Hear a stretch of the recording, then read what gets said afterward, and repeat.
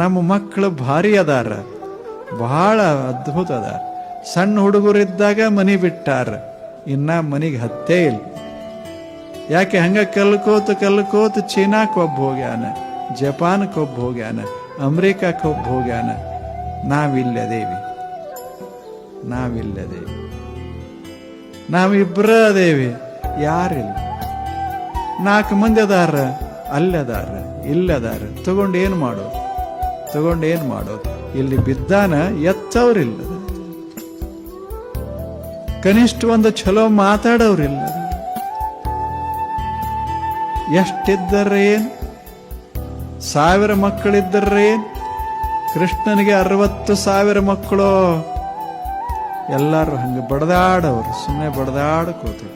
ಕೃಷ್ಣನ ಕೋತಿದ್ದ, ಇವರೆಲ್ಲ ಬಡದಾಡ್ಕೋತಿದ್ರು.